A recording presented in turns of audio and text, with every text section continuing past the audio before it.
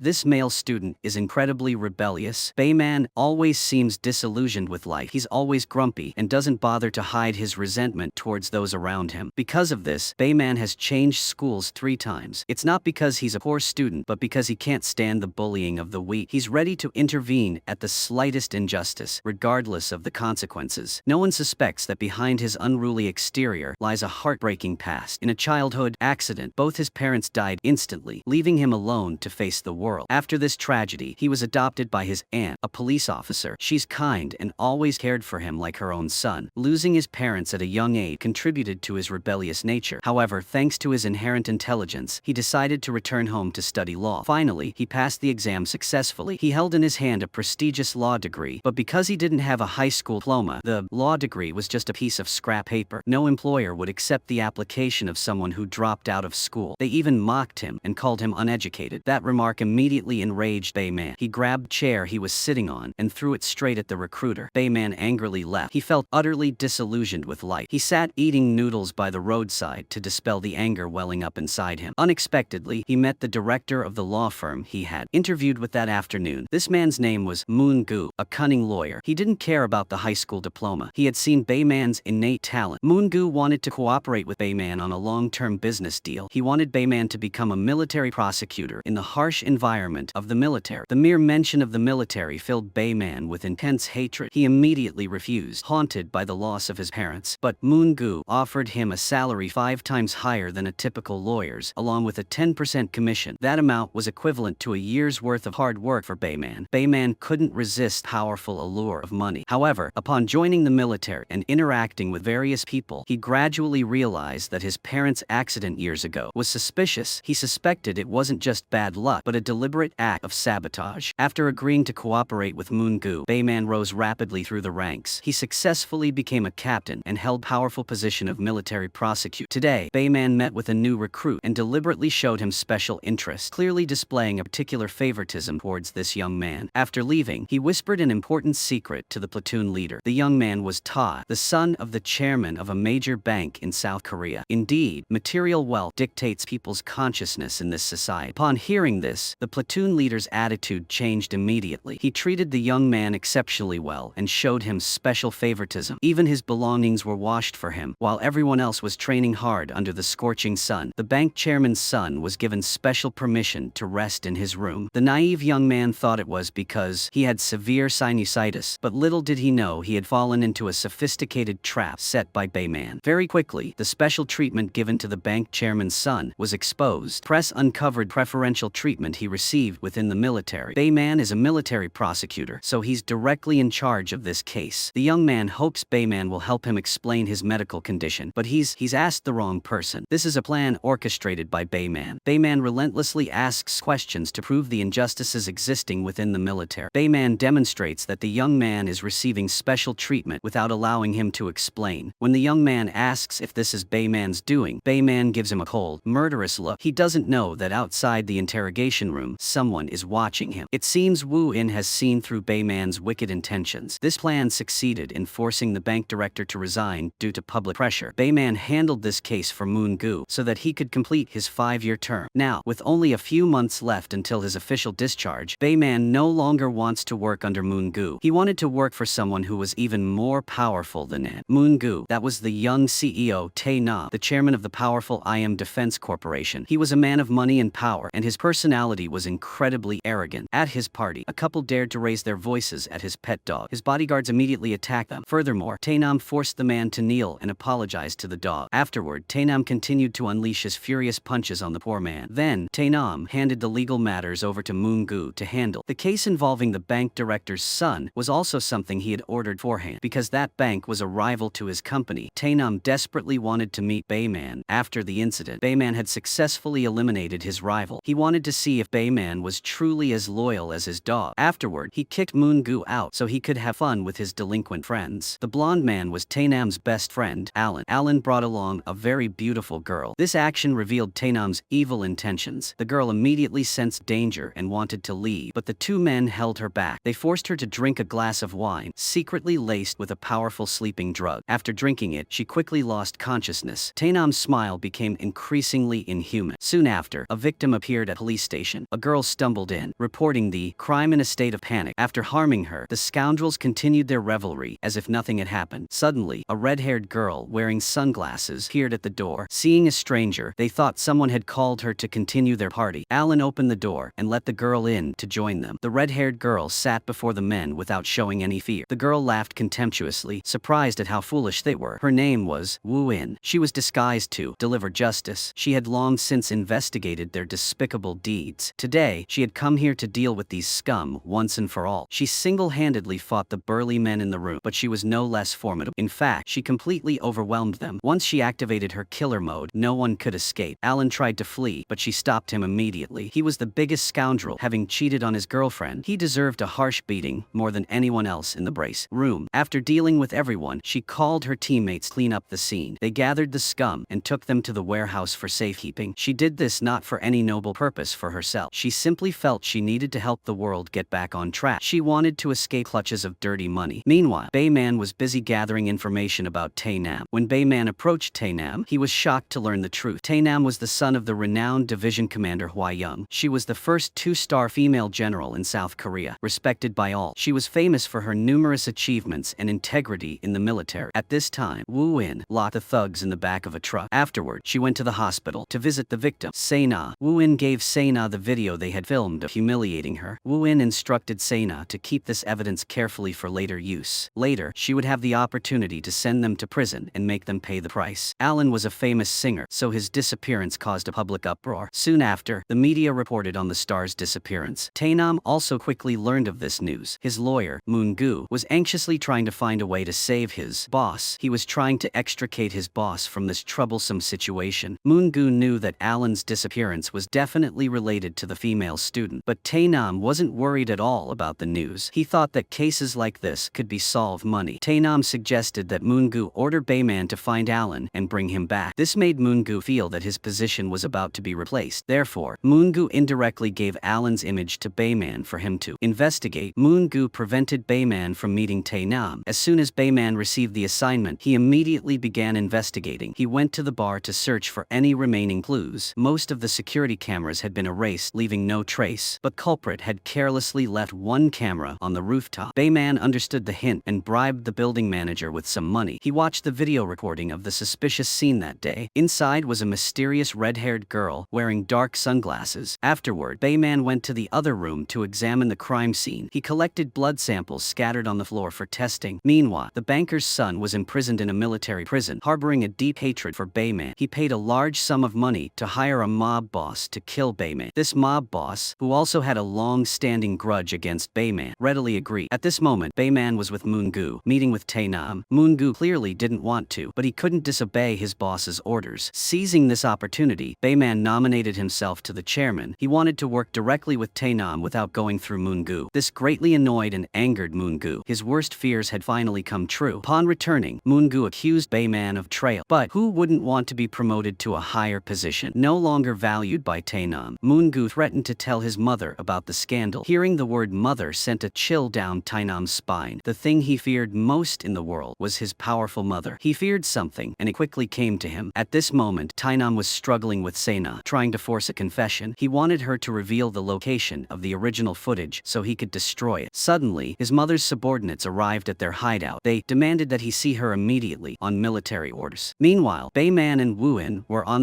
their way to a mission when their car was blocked by another vehicle. It was a car belonging to thugs hired to eliminate Bayman. Being a man, Bayman told Wuin to stay put. He told her to stay in the car while he dealt with thugs, but he hadn't been out of the car long before he was beaten to a pulp. No matter how strong he was, he couldn't fight 10 men alone. Wuin, with her superior martial arts skills, calmly observed from the car. She played the role of a weak and beautiful woman. Only when she saw Bayman about to collapse did she get out of the car to help him. She calmly broke the car's windshield wiper to use as a weapon, then charged into the battle with an incredibly cool demeanor. Seeing a woman dare to challenge him, one thug showed contempt, cursing him. He ended up getting beaten badly. Several others rushed in, but Wuin dealt with them in the blink of an eye. Her aura left Bayman stunned. Her eyes and smile were those of an assassin, not an ordinary person. With just a few moves, the group was completely defeated. The two continued on their way after the unexpected battle. At this moment, Bayman, sitting in the back seat, noticed something strange. He saw Wuin's red hair peeking out from under her wig. She even deliberately deliberately wore sunglasses so he would remember the other woman. He secretly took a few strands of hair from her shirt to examine. There was sweat or something on it, something that could be used for DNA testing. Tynam's fear of his mother was understandable. He recalled a terrifying memory from his high school days. His mother didn't punish him with beatings like other mothers. She only used her sharp gaze and words to discipline him. To make him obey, she was willing to throw a grenade at him. The grenade, with the safety pin removed, was placed in his hand. While Tynam trembled with fear, Hayong warned him that the most important thing in her life was power. She was the highest-ranking female military officer in the army today. Therefore, no one was allowed to stand in her way of advancement, not even her only son. If he did anything wrong that would tarnish her reputation, she wouldn't hesitate to kill him to protect her honor. The grenade would explode after an hour, or it would explode instantly. If Tynam dropped it, they would both die. She locked him in the warehouse to make him repent, but she didn't expect that this very fear would create a psychopathic monster. Every time Tynam recalled that memory, he was terrified to the point of madness. As soon as he saw his mother, he would kneel down and beg for forgiveness in a cowardly manner. Hayong mercilessly kicked her son hard because he dared to evade military service and cause trouble outside of the military. She stomped hard on his face as a final warning. It wasn't that she wanted him to become a good person or an exemplary citizen. She only wanted him not to do anything that would tarnish her reputation. Tynam broke free from her heavy foot and swore that he would not serve in the barracks managed by his mother. He ran away with all his might. Afterwards, Tynam sought out Mongu to vent his anger, but Mongu calmly said that he was only doing his duty. He had to report everything to Hayong, as per their agreement. Mongu was also powerful, being the director of a law firm, so Tynam couldn't do anything to him. Meanwhile, Bayman had given Wuin's hair sample to the forensic expert. He requested a thorough examination to determine her true identity. Then he followed her to see where she went during working hours. He even carefully changed into a different outfit to avoid revealing his whereabouts. When Bayman saw Wu in wearing a seductive black dress entering the store, he was momentarily stunned by her unfamiliar beauty, but he quickly regained his composure and hid behind a woman to avoid being discovered by Wuin. He then snatched the handbag from the woman and paid quickly. He fled the store before his subordinates could catch him. Since he had already bought the expensive bag, he took it home to give to his aunt. After raising him for so many years, this was the first time he had bought her something so nice. This moved her deeply, and she cried out in joy. Later, Bayman met with the military doctor to discuss business. This doctor would be in charge of Tynam's military service examination. Bayman wanted the doctor to certify that Tynam was unfit for military service. In return, Bayman would recommend the doctor to Tynam's corporation. Upon leaving the military, the doctor would have a good job at a large hospital. Hayong also learned that Bayman was behind it all. He was the one who helped her son evade military service. She asked her secretary to arrange a meeting with him. Meanwhile, Bayman continued to follow Wu in. Suddenly, his friend called to say they had found a clue. The suspicious car from the day Alan disappeared belonged to a defense company. It was the same company Wuin had just entered. Bayman had followed her to that building. Wuin went to the rooftop to meet a man named Hajun. He was also her key accomplice in her revenge plan. He helped her because when they were studying abroad in America, she had saved him from a group of racist bullies. Director Hajun was also a scholarship student. He received support from Wuin's father's company back then. Before the company was taken over, they were very close. From then on, the two became good friends and reliable allies. He was also the one who dealt with Alan with her the other day. Bayman had overheard everything secretly from afar. He turned his back and walked away with a thoughtful and calculating expression. Wuin watched Bayman and said that he would be an important part of her plan. He was an indispensable element in her plan. When Bayman returned home, he connected all the facts. He was more certain that Wuin had colluded with director Hajun. They kidnapped Alan together to carry out some kind of conspiracy. Tynam didn't participate in the trouble, which is why he escaped that day. Wuin's DNA test results were in. They matched perfectly with the DNA found at kidnapping scene. To avoid jeopardizing his discharge plans next month, Bayman decided to have Wuin imprisoned to silence him. Meanwhile, Mongu broke into Sena's house. He used her mother as leverage, threatening her that she shouldn't release the video footage, regardless of whether she possessed it or not. Otherwise, her mother would be gone forever. Bayman's friend found the car where Alan and his gang were being held. Wuin also gave Bayman's aunt the video evidence, footage of the thugs harming Sena in the bar. Wuin did this so that her aunt would immediately lead the arrest of Tynam. Bayman immediately informed Tynam that he had found Alan. Tynam smiled triumphantly, thinking everything was settled. He believed the video, recorded on Alan's phone, would be deleted. Finding Alan and deleting the video would solve all the problems. Tynam also promised Bayman a good position in the company. Just as Bayman left, Alan called to report that the original footage had been stolen by the red red-haired woman. At that moment, police cars surrounded the building downstairs. Bayman, who had been happily going outside, was startled to see the police. His aunt was leading the team to arrest someone. They were heading towards Tynam's room. Sure enough, not long after, Tynam was brought out in a car. Bayman's aunt Soo-kyung also noticed 2 half-empty glasses of wine on the table. Therefore, she was certain that another person was hiding in the room. When Soo-kyung went outside, she met Bayman standing in the lobby. Bayman didn't want her to know he worked for these bad guys, so he ran away frantically to escape her. Soo-kyung chased after him in her car. He sped away, and she pursued him relentlessly. The thugs who wanted to harm Bayman also chased after him in their cars. Bayman was driving at high speed while simultaneously covering his face. Soo-kyung kept shouting into his ear through a loudspeaker, demanding he stop. Finally, after a spectacular U-turn to shake them off, Bayman quickly turned off his headlights. He successfully escaped. However, on the way back, his car suddenly lost control, resulting in a horrific accident. The car overturned. Unexpectedly, the person who appeared for him was Wuin, dressed in a powerful red-haired outfit. She officially revealed her identity to secure his cooperation. Wuin rushed Bayman to the hospital for emergency treatment. Fortunately, he only suffered minor injuries, and as soon as he regained consciousness, he left immediately. Bayman returned to the army to find Wuin and question her about everything. As soon as he saw her, he pinned her against the wall to interrogate her. She said she wanted him to come to his senses and change his ways, because she knew he was a highly capable and intelligent man. So, if you use that for the wrong purposes, it will be very dangerous. She said she was waiting for the day Prosecutor Bayman would emerge from oblivion. This statement left Bayman stunned and deep in thought, because he himself didn't know why he had to chase after money. At this time, thanks to his family's influence, Tynam had been released from prison. He even forced Bayman to bring his pet dog to pick him up. That's what you call the wickedness of money in this society. Whether in or out of prison, only money has the right to speak. At this moment, Bayman's friend showed him a confidential file. It contained information about past identity of director Ha Jun. If he knew more about this person, he could investigate Wuin. Bayman opened the video and was shocked by the truth. He didn't understand why director Ha Jun's company received investment from IM. They received capital from IM Defense to develop to where they are today. And now, Ha Jun is colluding with Wuin to harm Tynam. He's the chairman of IM Defense. How contradictory. But when Bayman heard the name Chairman Ho Chol in the file, he realized the company probably belonged to Wuin's family before, but perhaps it had been ruthlessly seized by Tynam's family. To be sure, Bayman called Wuin to question her. He listed a series of crimes her father had been accused of, including leaking military secrets, embezzlement, misappropriation, and stock manipulation. The lawyer handling her father's case was Mongu, and Hayong was the one who forced her father to leave this world. That's why she now wants revenge to get justice. Wuin just silently watched Bayman, completely unaware. He was only judging her father based on inaccurate online information. He returned the watch she had given him earlier. Inside, there was a hidden listening device that he had discovered. She didn't deny it, and she told him the truth. The current president IM Defense was actually Hayong. She was the one behind everything, manipulating things. Bayman said that after his military service, he would work for Tynam's faction. So, if Wuin opposed them, it meant she was opposing him. She wasn't challenging him. She was just reminding him of something important. She hoped he would find the answer to his own life's questions. Then, she placed an old photo back on the table and left. Bayman went to the address in the photo to investigate. Memories of the accident from years ago suddenly flooded his mind. He wondered what he had forgotten that Wuin wanted him to remember. Back home, he looked through the box of things his parents had left behind. He found a photo of the two of them together with a strange man. It was President Ho Chol, Wuin's biological father. This made Bayman recall the accident from years ago. At that time, Chairman Ho Chol made many phone calls to his parents. It seemed he wanted to urgently announce something important. Bayman immediately sought out his parents' former comrade, who was also in charge of investigating their accident. When he learned that Bayman didn't remember much about the accident, he stood up and left, advising Bayman not to dwell on it. He said the more Bayman knew, the easier it would be for him to be excluded from the world. Unexpectedly, he then secretly met with Wuin. He told her that Bayman had come to him that day to ask about the incident. Wuin said that she had to let him remember everything about past on his own, to avoid affecting herself and her reputation. Hayong forced her son to enlist immediately. She then handed over the company to Mongu to manage temporarily. Tynam couldn't disobey his mother, so he had to pack his bags. After all, he was just a pawn in the power game. On the day he enlisted, people protested fiercely outside the barracks. They vehemently opposed his enlistment to escape his crimes. He was escaping the punishment of raping women under the guise of military service. He, meanwhile, only wept over the cutting of his stylish hair. The day he enlisted was also the day Bayman officially left the army. Bayman went to greet Division Commander Hayong as per protocol. recall. Suddenly, she grabbed him by the neck and berated him, calling him a money-obsessed individual. She said he was unworthy of being her military prosecutor, but Bayman couldn't hold back any longer. He was a civilian now. He dared to resist, unafraid of being disciplined by her. But when he saw her hands strangling him, he suddenly remembered the hand from the family's accident years ago. That hand, wearing the ring, belonged to the man who had harmed his parents. In the military trial of Tynam, presided over by Wuin, both Hayong and lawyer Mongu were present. Unexpectedly, Bayman also made a surprise appearance. He donned the military prosecutor's uniform once again. He sided with Wuin because he had recalled memories from the past. The accident that killed his parents was caused by Hayong. She was the one who checked to see if his parents were still alive. She even wore a wicked smile as she watched them slowly drift away from this world. Because Bayman's parents worked as investigators, Chairman Ho Chul, who was the head of IM defense at time, Hayong, after harming them and blaming him, naturally took over as the new chairman. Mongu, being her legal backer, was also promoted to director of the law firm. Wuin's father was harmed and she was hunted down. Luckily, she survived, but she was tormented by the pain of losing her father. Driven by a desire for revenge, she had to live in the shadows. She recovered her body and joined the military to confront her enemy. Wuin wants to approach Hayong to make her pay dearly. Hayong is the one who harmed Wuin's family. Bayman has been completely unaware of this until now. He's always worked himself to death for her side to earn ill-gotten money. When thugs came to cause trouble, he unleashed his anger on them. Each punch he threw was a self-reproach for his own stupidity. Wuin saw every tear of Bayman's remorse. She knew she was about to have the strongest ally. Tynam, accustomed to a life of luxury, couldn't stand having to wake up early every day and eat meager military rations. He threw his tray of food to the ground in front of everyone. The officer ordered him to pick it up and eat it, but he refused. As a result, the entire team was punished with push-ups for his actions. It was the most insidious form of punishment in the military. After that came high-intensity physical training, an intensity that terrified him. All the training was supervised by Hayong. She observed her son through a camera from her private office. She wanted to train Tynam into a perfect replica of herself, but the press still wouldn't let go of the video of the female student's sexual assault. The case of Tynam and Alan was still making headlines, so he was brought before a military court for public trial. This was a golden opportunity for Bayman to take revenge. Sienna was also present as a key witness. She recounted the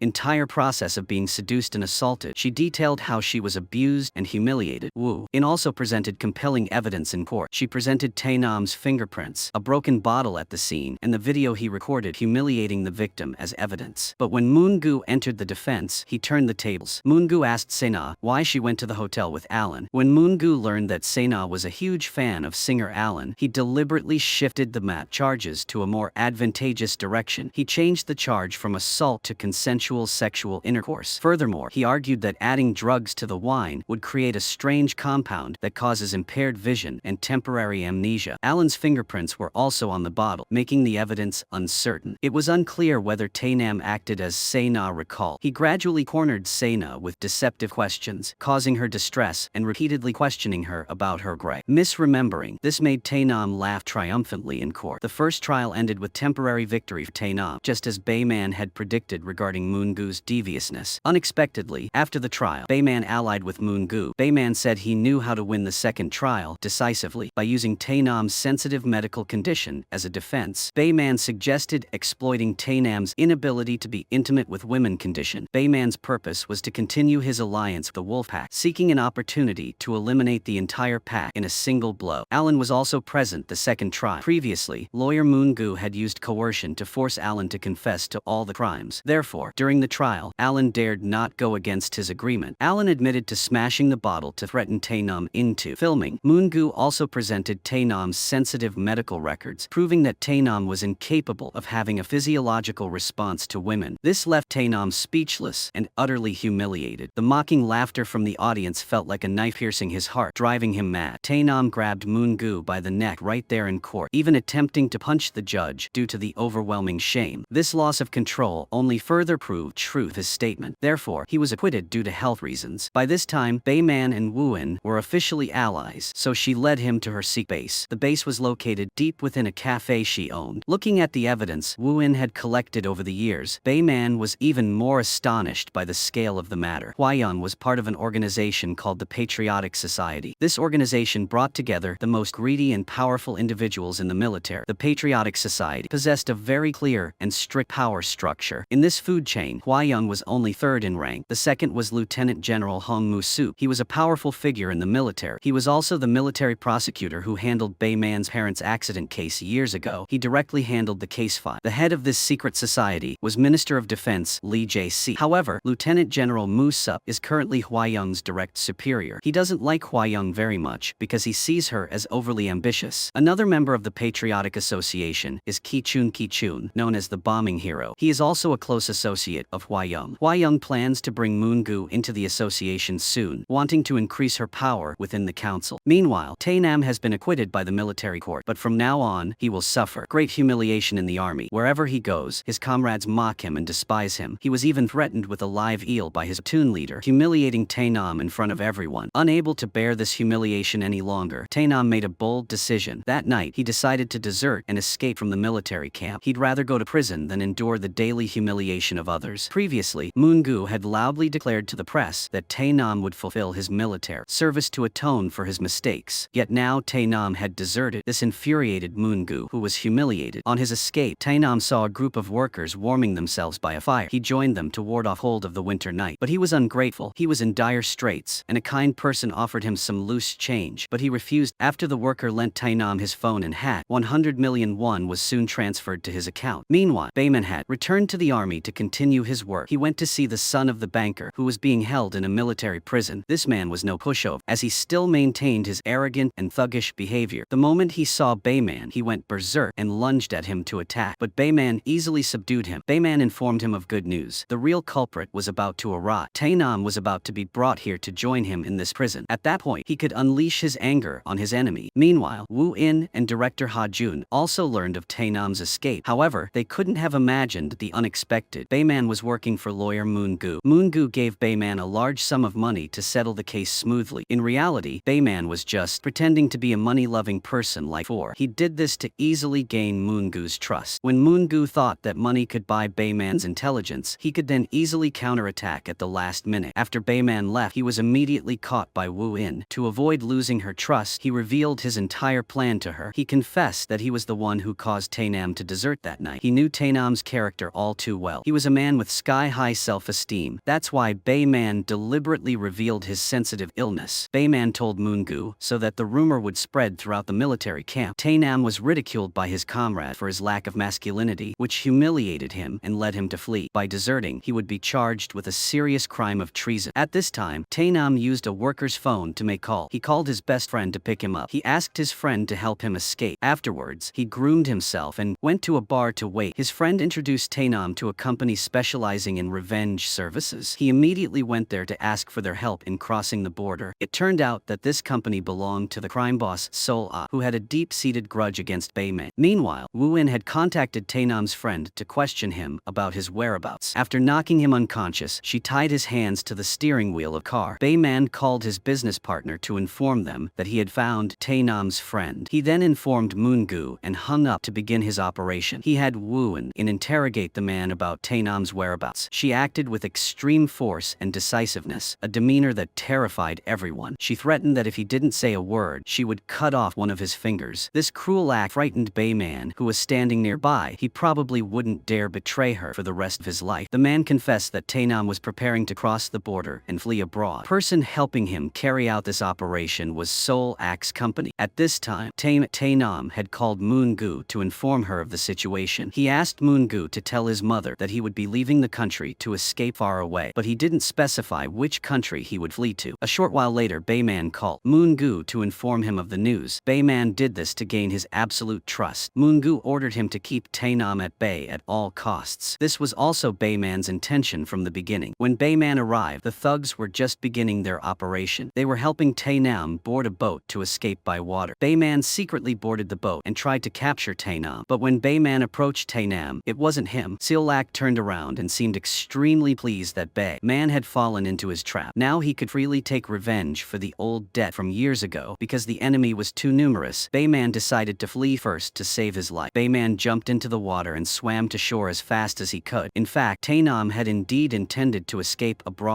but he traveled by air, not by sea. When he reunited with his beloved dog, Bull, he was overjoyed, even more so than when he met his own mother. Meanwhile, a crucial inauguration ceremony was taking place in Seoul. The inauguration of powerful Minister of Defense Prince, Lee Jae-sik. Tynam thought he would smoothly exit the country at the airport. Unexpectedly, at the last minute, he encountered Wuin with her red hair, waiting for him. No matter where he tried to escape, she caught up and blocked his escape route. Finally, he was tasered and subdued on the spot by airport police. Tynam's desertion had been kept secret by the military, but now he appeared and was publicly arrested at the international airport. This shocking news exploded on social media immediately. High-ranking officials at the ceremony also received the information quickly. The ceremony was interrupted. This incident caused Hayong immense worry. She had to leave urgently to handle the escalating media crisis. The press followed her, taking photos to make the news even more sensational. Meanwhile, Bayman went to see Mongu and returned the money fairly. Bayman officially challenged Mongu, declaring he would confront him directly. Tynam was arrested and imprisoned in a military prison awaiting trial. The banker's son glared at Tynam with hatred. A bleak future awaited Tynam. The next day, Tynam was taken to a special interrogation room questioning. Upon seeing Bayman, thought he had found a savior, so he rushed to embrace him warmly. Bayman maintained his fake smile to deceive him, a deceptive smile that trapped the innocent lamb without him realizing it. Because Hayong had disrupted the minister's inauguration, she had to personally apologize to Lee Jae-sik. The minister, enraged, slapped her hard. Then he began to spew harsh, insulting words at her. He treated her neither as a human being nor as a subordinate. If she was a highly respected figure in the military, the man before her was 10 times more powerful. Therefore, she dared not resist. He forced her to sever ties with her only son, but she used her career as collateral, promising to discipline her son one last time. Meanwhile, Tynam was ordering Bayman to lie for him. Tynam told Bayman to make up a plausible story. Bayman had to get Tynam out of this hellish place immediately. Wuin quietly turned off the surveillance cameras in the interrogation room. Bayman also flicked Tynam hard on the forehead to snap him out of it. After that, Bayman began to use violence to punish Tynam. Bayman beat him until his cheeks were swollen before he finally obeyed. He immediately changed his tone and attitude toward two of them. Wuin also turned on the camera and began taking official statements. She asked why he had evaded military service. After the interrogation, Hayong personally met with Bayman and Wuin. She ordered them that if they had taken on the case of her son, they must handle it well and fairly. She demanded the harshest possible disciplinary action against him to set an example for others. She was truly a steely and ruthless mother to her own son. At this time, Mongu had also investigated Wuin's true identity as the daughter of the late chairman Cha Ho-chul. He immediately realized that the mysterious red-haired girl was her. Meanwhile, Wuin's team began targeting the Patriotic Association. Their first target was the war hero, Kichun. His legend was one of fearlessness in the face of danger and bombs. He was willing to rush into a minefield to save his wounded comrades. As a result, a mine exploded, causing him to lose a leg and become an honorary war invalid. From then on, he earned the absolute respect of everyone in the military. But in reality, Kichun had framed Wuin's father. He leaked military secrets and then blamed the deceased. And now, he's using that fabricated fame to advance his career. With his fake gentle smile, he attracts many admirers. He even organizes a grand book signing for his autobiography. Bayman and Wuin also attend this event to observe the situation. Wuin's eyes clearly show his resentment and extreme contempt. Suddenly, a soldier with a furious look in his eyes emerges from the crowd. He holds a gun and aims it directly at Kichun, who is sitting there. Surprisingly, that soldier is Kim Han-yong, the younger brother of the unfortunate soldier Kichun saved from the minefield years ago. Through surveillance cameras, Bayman realized the bullets in the gun were blanks. He had been at the scene and clearly heard the gunshots. The sound of blank bullets was distinctly different from the sound of real, lethal bullets. Wuin didn't care about that. She cared about the motive for the crime. She only wanted to know the soldier's true motive. So, Bayman and Wuin immediately went to the cell to interrogate Han-yong, but he adamantly refused to reveal anything to them. He clearly distrusted the military prosecutors, believing them all to be henchmen of corrupt officers. Han-yong's resolute demeanor certainly had a hidden reason. The bomb disposal operation that year undoubtedly had serious issues being concealed. Sure enough, when Hayong summoned Kichun for a private meeting, she revealed the secret that he had shot his comrades. He had shot his comrades in the minefield to cover up his own cowardice. Minister Lee Jae-sik was well aware of this. He also knew that Kichun had cowardly fled, using his comrades' bodies as shields to protect himself. Hayong wanted her men to be even more absolutely loyal, so she told him that if he wanted the secret to remain buried forever and to be a hero forever, he had to absolutely obey her. Kichun knelt and accepted to be Hayong's loyal dog. Wuin gave Bayman a crucial video evidence. She had previously infiltrated the press to visit Kichun. She had secretly placed a hidden camera in his hospital room. When Bayman watched it, he discovered the truth. Kichun was not missing a leg as rumored. Both of his legs were intact and functioning normally. Bayman then decided to reopen the investigation into the landmine case. Very quickly, the trial investigating the landmine case from years ago took place. Wuin presented evidence to prove the absurdity of the incident. The weather was very bad that day, so there was no mine clearing operation. No mine clearing was conducted according to standard procedures. Going out in such foggy weather would be extremely dangerous and could easily lead to accidentally shooting teammates because visibility would be severely limited. Her relentless questioning left Hee-chun speechless in court. His helplessness turned into anger. He slammed the table in vehement protest, claiming she was insulting a historical hero. He stormed out of courtroom, much to everyone's astonishment, but outside, Bayman and the press were waiting. Bayman decisively cut Hee-chun's trouser leg with scissors right in front of cameras. Then, Bayman used a hard object to forcefully strike his prosthetic leg to verify the truth. Surprisingly, there was no real leg inside as he had predicted. To Wuin's utter astonishment and Bayman's utter bewilderment, Hayong confidently strode into the courtroom with a triumphant expression. Seeing her smugness, Bayman knew he had lost. He had lost this game from the very beginning. This reckless act had led to both of them being accused of insulting a hero. Bayman was suspended from work for 3 months for disciplinary action, while Wuin was confined to her quarters for 10 days for her behavior in court. Meanwhile, the trial of Hayong for shooting Hee-chun continued. It was being handled by someone else in place of Bayman Wuin. This man was dishonest and a henchman of the villains. Therefore, he handed down a very harsh sentence to Hayong. This captain also handled Tynam's trial, but his approach was completely different from Hayong's case. He defended Tynam, aiming to reduce his sentence to the lightest possible level. On the way to Hayong's execution, his comrades conspired together. They deliberately left behind an important document so they could have an excuse to return to the army. Their purpose was to allow Hayong to meet Wuin. She would tell him about her painful past, how she had once harbored deep hatred for a powerful figure. She had once held a pistol and stood right behind Hayong, ready to shoot and instantly kill that devil. But she chose revenge through just legal means. Wuin wanted to expose all of Hayong's crimes and send her to prison. Wuin wanted to strip Hayong of all the fame and power she had built up over the years. That was the harshest punishment for a wicked person. These words moved Hayong to tears. He opened up and told her about his brother's secret. While his brother was hospitalized, an anonymous note arrived. The note stated that Hee-chun wasn't the one who saved Hayong's brother's life, but rather the one who shot and severely wounded him. Hayong then took off his shoe and gave the crucial evidence to Wuin. She immediately took a picture of it and sent it to Bayman, who was suspended from his duties. The next day, Bayman rushed to the hospital to find the military doctor. He was looking for the doctor who had treated Hayong's brother. Coincidentally, Mongu was also at the hospital that day, looking for him. Mongu wanted to find the doctor to silence this important witness. The doctor had just left the hospital at that moment. Mongu chased after him but lost sight of him in the parking lot. He was furious that his prey had escaped. So, Mongu called Sol-ah to ask him to help find the doctor's whereabouts. He had to find that person at all costs. After Bayman asked the nurse about the doctor's office, he didn't rush to find him. Instead, he pressed fake fire alarm. The fire alarm system blared, and the sirens caused chaos throughout the hospital. Then, he calmly walked into the doctor's office to search for it. He took the computer hard drive containing important data. He then brought the hard drive to Chairman Ha-jun for analysis. After some time, Ha-jun recovered the deleted data from the hard drive. At this time, Ha-jun was holding Tynam's dog, Bull. The last time Ha-jun chased him, Tynam had fled for his life, leaving the dog abandoned at the airport with no one to adopt it. So now it had a new owner and was living with Ha-jun. And now, Ha-jun had left it with Bayman to take care of while he went to do other more important things. Bayman had no choice but to take the dog back and inform Soo-kyung. He called Wuin to tell her some good news. Tynam wouldn't be able to live comfortably in the military. He had planted his own people there to monitor Tynam. Soon after, at the military camp where Tynam was being held, Bayman's spy became his close friend. At this time, Bayman also found the doctor who had escaped. He found him in a cheap internet cafe where he was hiding. Unexpectedly, Sol-ak's gang arrived at that moment. They wanted to abduct this important hostage right in front of Bayman. He tried to take down each of the thugs alone. They were too numerous and aggressive, and he couldn't stop them. They took the doctor away before he could do anything. Bayman immediately returned to the hospital to check the security cameras. He wanted to know who had ordered the thugs to find the doctor. After investigating, he learned that the person behind the incident was Mongu. When Wuin learned they had lost the doctor, she wasn't too worried because she had found the anonymous sender of the mysterious note in the hospital room. It was the person who had sent the warning message to Hayong's brother. Bayman immediately followed the address she provided to find that person. Bayman went to find him, a former soldier who had witnessed the events of past. After Bayman reassured him and sincerely persuaded him, the man finally revealed the truth about the the minefield incident. At that time, the fog was so thick that visibility was limited, making it difficult to identify the path. While the squad was moving, their captain, Ki-chun, gave them a 5-minute break before he went somewhere alone. In the distance, a deer appeared, running towards the dangerous minefield. That's why Hayong's brother, Soo-hyun, cautiously followed deer. The friend recounting the story also followed to assess the situation. Captain Ki-chun was relieving himself in the bushes when a deer ran past. The noise startled him, making him think it was the enemy. Panicked, he grabbed his gun and fired wildly in the direction of the sound. The deer ran through a minefield, activating the fuse and causing the mine to explode, hitting him in the leg. He panicked and was in excruciating pain from the severe wound. So when Soo-hyun ran to help, Ki-chun shot him. All of this was witnessed by the soldier hiding nearby. Returning to the present, he said that if the army reopened the case, he would definitely testify. He would tell the truth. At the same time, the military doctor was also brutally beaten by the thugs. He was beaten severely and forced to confess. He admitted to altering the medical examination results. He changed Hayong's brother's medical record from a gunshot wound to a mine explosion that shattered his leg. This was at Ki-chun's request. His leg was perfectly normal and hadn't suffered any serious injury. But to avoid exposing her fake heroic act of saving her comrade, Hayong forced him to have his leg amputated. She wanted to make the fake seem real to conceal the truth. She was the one who coldly wielded the saw. The ruthless killer who performed the horrific surgery was Hayong. To climb to the powerful position of division commander, she had to be extremely intelligent, cruel, and perceptive. This was proven by her knowledge of Wuin's true identity. She knew Wuin was the daughter of the late chairman Ho Chul for a long time. She began having people monitor Wuin from then on to control her every action. That's why she knew there was a hidden camera in Lieutenant Colonel Ki-chun's hospital room. This made Mongu tremble at Hayong's terrifying cruelty. The revenge group then proceeded with their second, equally audacious plan. Tomorrow is Soo-hyun's crucial surgery. Wuin says she's arranged for a highly qualified doctor. This doctor is honest and not bribed by money. He will perform the surgery and remove the bullet from Soo-hyun. They also plan to hold a public press conference. They want to announce that Soo-hyun was shot with a gun, not by a landmine, as the military falsely reported. The next morning, Bae-man visited Ki-chun at the hospital. As soon as Ki-chun saw Bae-man, he went berserk, shouting for him to leave. Ki-chun thought that if it weren't for Bae-man, he wouldn't have had his leg amputated. Bae-man calmly picked up Ki-chun and began to persuade him. Bae-man told Ki-chun that if he just said Hayong was the mastermind, he would do everything he could to get the lightest possible sentence. That's better than Ki-chun living his whole life in fear of being killed by her. She could amputate his remaining leg any time. He was about to tell the truth when a nurse entered the Nomanzagor ward. Her appearance caused him to lose his composure again, and he yelled at Bae-man to leave. Before Bae-man left, he swore that next time he would bring an arrest warrant. This terrified Ki-chun, so he decided to flee immediately. Enduring the pain, he escaped from the military hospital in a car. He also called Hayong to inform her of a critical situation, saying that Bae-man would hold a press conference to announce that the landmine site was fake. At this time, Wuin also arrived, requesting an arrest warrant from her superiors. She asked for an emergency arrest warrant for Lieutenant Colonel Ki-chun to facilitate the investigation. Seeing Wuin's continued desire to arrest the high-ranking general, her superiors felt helpless. Wuin said that the landmine site was about to be exposed and more witnesses were about to appear before the public. If her superiors covered up and refused to issue the arrest warrant now, they would face severe consequences later. The warning made him worried about his position. He promised to think about it. The press conference had begun, and everyone was in position. But at the last minute, an unexpected incident occurred. When Bae-man called the key witness to ask him to come, he was stopped by Hayong's men on the way to the press conference. He was blocked on his way to the press conference by gangsters. In the car, Ki-chun looked at the retired soldier with a triumphant expression. With a gesture, Ki-chun told him to keep his mouth shut and not say anything. An hour passed, but the witness still hadn't arrived at press conference, so the reporters became frustrated and started leaving. Luckily, Soo-hyun pretended to make a loud phone call, pretending to give directions to the witness, so the press thought he was just lost, not that he wouldn't come. Meanwhile, Wuin, disguised as a strong woman with bright red hair, went to the hideout of the gangsters holding the witness captive. She held her gun at a distance from them, then handed him her car keys. She tossed the keys to the witness and told him to leave quickly. He should go to the press conference immediately to testify in public. She would handle the rest of thugs alone. This was her area of expertise, so he didn't need to work. She dealt with the group in a flash. Thanks to her, the witness arrived just in time. He came to the press conference with a face covered in injuries. He introduced himself as a former soldier in Ki-chun's unit. He revealed the truth that Ki-chun had shot his comrade that day. At this moment, Ha-jun also arrived with the important box. The box was taken from the hospital where Han-yong's brother had just undergone surgery. He handed it to Bayman right on the press conference stage. Bayman stood before a crowd of reporters and slowly opened the box. Inside was a bullet, the evidence just removed from the victim's brain. This was the secret Ki-chun had wanted to keep hidden for all these years. The witness's late arrival was also due to Ki-chun's interference. Bayman exploited the power of the media to the fullest extent. He demanded the immediate reopening of the trial regarding the landmine incident to seek justice for the victim and reduce the sentence for the young soldier. After suffering a humiliating defeat and having his true nature exposed, Ki-chun, with a bruised face, went to confront Hayong. He shouted that he would no longer listen to her. His trust in her was completely gone. He said that if he were arrested, he would drag her down with him. He would accuse her of being an accomplice in the conspiracy. This ignited Hayong's ruthless rage. She ordered her subordinates to eliminate Ki-chun immediately to cover up the evidence. The next day, when the prosecutor arrived at Ki-chun's house to arrest him, they discovered he was already dead. Because the case had been exposed, Bayman was reinstated. He returned to the military to continue his work as a prosecutor. He and Wuin reviewed the items confiscated from Ki-chun's house and discovered a very strange car key among them. They would use this key to find new clues. Since Hayong was the last person to see Ki-chun before his death, she was brought into the interrogation room under the supervision of Bayman and Wuin. Her lawyer was Mongu. He and she had prepared their answers meticulously. They responded fluently and fabricated necessary evidence to counter the charges. They deleted camera footage from suspected locations. They blamed the unfortunate military doctor for amputating Ki-chun's leg. They claimed Ki-chun's death was caused by him using a silenced gun, a desperate act of fear of imprisonment and a heavy sentence. The interrogation ended without Bayman and Wuin finding any loopholes. They could only use words to overwhelm her indifference. Both knew that the silenced gun was fired by Hayong herself. She had killed Ki-chun to cover up the most crucial clue in the case. Before they left, Mongu gave Wuin a business card. It was the business card of IM Defense, with his name as the new chairman. He said provocatively that company now belonged to him. He would change its name to erase all traces of past. From his expression and words, Wuin knew they knew everything. They had realized her true identity. Even though they knew, she felt no fear. The revenge would proceed as planned. Wuin and Bayman went to an old abandoned warehouse on the outskirts of town. They used the number on Ki-chun's car key to open the warehouse door. They discovered that he had hidden a lot of important evidence there. This evidence concerned many members of patriotic society, so the two secretly took it back to their base to begin their research. They slowly investigated every clue in the enormous pile of documents. Hayong had never cared about Bayman before, but after a series of recent incidents in the military, she could no longer be arrogant or underestimate him. Therefore, she ordered her subordinates to thoroughly investigate his true identity. Among the documents that Bayman and Wuin obtained from the secret vault was a notebook containing detailed evidence of all their business dealings. It recorded the illegal activities of Hayong and her accomplices. Bayman and Wuin gave the notebook to Bayman, close friend of Bayman's parents. He read it and recounted that in the past, Lieutenant General Mu Sup was very cruel. He had interrogated Bayman's father in an extremely brutal and savage manner. Bayman's father refused to plead guilty, so Mu Sup mercilessly beat him in the prison cell. Mu Sup treated Bayman's father like an animal, torturing him without regard for human life. Hearing about the brutal suffering his father endured years ago, Bayman vowed to exact revenge on Mu Sup. He approached Mu Sup, claiming he wanted to thank him for helping to reduce his sentence. He then offered Mu Sup a briefcase full of money as a bribe, which amused Mu Sup and made him lower his guard. After successfully approaching his target, Bayman began again extracting information from within the organization. He asked a soldier working for Mu Sup's family how long he had been there, and the soldier replied that he had been there for 6 months. Mu Sup's wife also presented herself as a kind and gentle person. She claimed to love these young soldiers like her own children, but the soldiers' timid and fearful demeanor contradicted her hypocritical words. Bayman subtly noticed this. After returning home, he told Wuin about this suspicious detail. They decided to start their investigation with the soldiers serving in Mu Sup's household. They were determined to persuade him to reveal the truth that had been hidden for so long, aiming to expose the oppression and exploitation he had endured for the past 6 months. Soon after, the young soldier, Min Chol, went to the supermarket to buy ingredients. He was buying cooking supplies for Mu Sup's family. Unable to find the last ingredient, he became extremely anxious. Just then, Bayman appeared from behind and offered to help. He offered Min Chol a ride to another supermarket to find the item. He thought that anything was fine as long as he could get close to Min Chol first. After Bayman took Min Chol to a quiet cafe for a private conversation, he dumped all the food from his bag onto the table. Bayman began to awaken Min Chol. Bayman emphasized that Min Chol was a soldier fighting for his sacred country, not a slave doing housework for corrupt officials. Bayman promised that he would definitely help Minchol reclaim his lost justice and honor. But Minchol unexpectedly asked Bayman if he remembered who he was. Then, Minchol denied the truth and said that he had not been bullied in Musup's house. Bayman didn't understand why Minchol was so angry with him. It wasn't until Bayman heard Wu recount Minchol's past that he understood. Bayman had previously worked for Mongu on military court cases, so his image as a greedy person working power was deeply ingrained in their minds. Therefore, Minchol didn't trust Bayman and harbored a deep hatred for him. This made Bayman anxious and deeply troubled. It turned out he had been so wicked and despicable in the eyes of the soldiers. He had inadvertently pushed their lives to the brink of despair. While the soldiers were protecting the country's safety day and night, they were treated like slaves, not given the respect they deserved. Meanwhile, the high-ranking officials, those who only knew how to give orders, were enjoying themselves at the expense of others. Hardships, indulged in luxurious lives and extravagant parties. Musup was, in fact, a devil disguised as a national hero. He was hailed by everyone as a great hero of the armed forces. Looking at Hayong's face, it was clear she disliked this man intensely. Through Hayong's calculated and scheming arrangements, Mongu gradually came into contact with powerful patriotic society. Having been in politics for many years, he had become extremely cunning. He understood the jungle law better than anyone else within this secret society. He had his men slip thick envelopes of money into the trunks of the cars of political lieutenant colonels. He bribed them to gain connections and build a solid network of allies for himself. That was the unspoken rule of this corrupt world of power. After the party ended, Hayong stayed in her office for a long time. She sat with Musup to discuss important matters. He brought up a tragic accident she had caused 20 years earlier. At that time, she had saved the life of the young son of prosecutor couple. She saved the boy and used it as her alibi. Suddenly, the image of Bayman appeared vividly in her mind. That thought made her smile wickedly and meaningfully. She realized that the boy who survived that year was Bayman, so she immediately rushed to the military camp to find him and confirm her suspicions. The two stood facing each other in an extremely tense atmosphere. Hayong spoke clearly, word by word, to Bayman. She asserted that he was the son of the late prosecutor couple. That year, Musup had ordered her to stop that car. He wanted her to prevent Bayman's parents from going to court, as they were planning to sue him to expose his crimes. But Hayong acted far more ruthlessly than expected. She killed both of them. That's why they were now in the same boat. Hayong wanted to deceive Bayman and win him over to her side. She lied, saying that his parents' accident was just an accident, but he grabbed her wrist with furious expression. He insisted that he clearly remembered her checking to see if his parents were still alive. He remembered her satisfied smile as she watched his parents slowly pass away. Then he lunged at her, strangling her to avenge his parents. She pulled out a gun and fired at him, but nothing happened, because all that violence was just Bayman's imagination. In reality, he pretended to be grateful that she had saved his life years ago. At the same time, he lied, saying that he had lost his memory of tragic accident and only now remembered that she was his savior. At this point, Uncle Seo brought up the old case again and said that a serious accident had occurred at the recruit training camp. The commander was irresponsible, causing the deaths of 3 recruits. Bayman's parents knew that it wasn't the soldiers' fault. The grenade exploded before it was properly thrown. Bayman's father reported this to prosecutor Musup, but instead of investigating, he deliberately distorted the truth. Bayman's father didn't give up. He continued to secretly investigate the case. He learned the truth. The grenade didn't meet military safety standards. He wanted to expose the military's dark side to the press, to cover up the fact that he had been corrupt and spent little money on low-quality grenades. Minister Jae-sik ordered Hayong to eliminate them. She had to kill Bayman's parents to permanently conceal the truth, so now they had to deal with Musup first. First, they dealt with his legal team. They did this so that the legal team could no longer cover for him. Wuin's colleague took on the case with great determination. The two of them secretly went to the golf course where the corrupt officials were located. They photographed the group enjoying bullying their subordinates. Then they released the evidence to the public. The incident led to public condemnation and demands for their dismissal. As a result, Musup lost his crucial legal support team. Later, Bayman once again approached Minchol. He apologized for his corrupt past and promised to make the bullies pay. Bayman also gave Minchol his business card. Minchol couldn't bear the constant torment any longer, so that night he packed his